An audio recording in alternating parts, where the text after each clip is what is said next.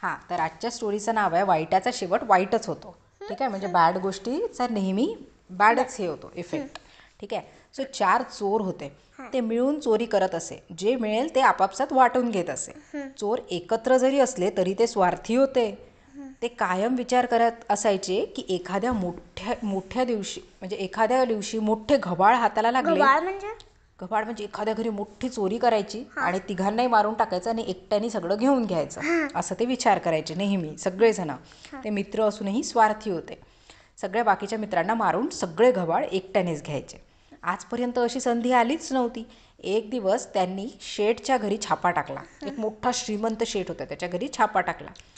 छापा म्हणजे चोरी केली. त्यांच्या हातीनं खूप सामान लागले. त्यांनी सगळा पैसा एका पोत्यात भरला. माल घेऊन ते जंगलात गेले. 2 दिवस जंगलात लपून बसले. त्यांना माहिती होते की शेठच्या घरी छापा टाकण्याचा गुन्हेगारांचा शोधा चालू आहे. त्याच्या घरी ना खूप पोलीस आले होते. सगळीकडे सर्च सुरू होता की कुणी चोरी केली त्या शेठजीच्या घरी, कारण तो खूप रिच होता. तर ह्या चौघांनी काय केलं, लपून एका जंगलात बसले. इतके लपून बसले की त्यांच्याजवळ खाण्यापिण्याचं काही सामान नव्हतं, काहीच नव्हतं. पूर्ण तो छापा टाकलेल्या सामानांचं पोतं घेऊन जंगलात बसले राहिले. 2 दिवस गेले. त्यांना की नाही भूक सहन होत नव्हती. खूप भूक लागली होती. पाणी नव्हतं, काहीच नव्हतं. तेव्हा त्यांनी निर्णय घेतला की त्यांचे 2 साथीदार गावात जाऊन काय चालू आहे ते बघून पण येतील आणि काहीतरी खायचं घेऊन पण येतील. मग ते काय म्हणते, तुम्ही दोघांनी जा गावात आणि काहीतरी काय सुरू आहे शेठजीच्या घरी ते पण बघा आणि आपल्यासाठी थोडंसं खायचं पण घेऊन या. ते 2 चोर गावात जाऊन पोटभर जेवले आणि दोघांनी काय आयडिया केली, योजना बनवली की उरलेल्यांना मारून टाकायचं, जे जंगलात बसले दोघं, आणि आपण दोघंजणं पूर्ण जे आपण चोरी केलेलं आहे ते सगळं सामान घेऊन घ्यायचं. शेवटी त्यांनी आपल्या मित्रांच्या जेवणात विष कालवले, पॉयझन टाकले. विष म्हणजे पॉयझन मिक्स केले. स्वतः छान जेवून घेतलं आणि जे जंगलामध्ये दोघं होते ना त्यांच्या जेवणामध्ये पॉयझन टाकलं.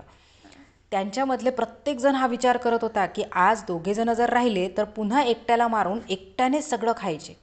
इकडे जंगलातले 2 चोर जे होते ना ते जेवणाचं सामान आणायला गेलेल्या दोघांना कसं मारायचं ही योजना करत होते.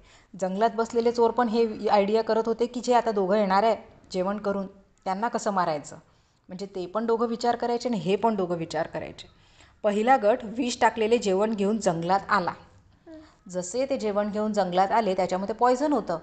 ते द्यायला गेले तर ह्या दोघांनी त्यांना मारून टाकलं. काठी वगैरे सगळं त्यांनी रेडी ठेवलं होतं की त्या दोघांना मारून टाकायचं. मारून टाकलं.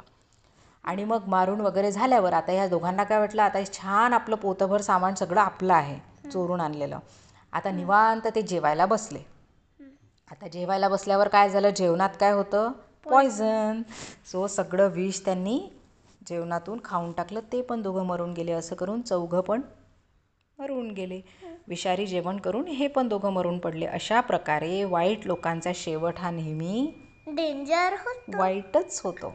ठीक आहे. So moral of the story, bad केलं तर बॅडच होतं. बॅडच मिळतं तुम्हाला पण. Okay, bye, thank you, bye bye.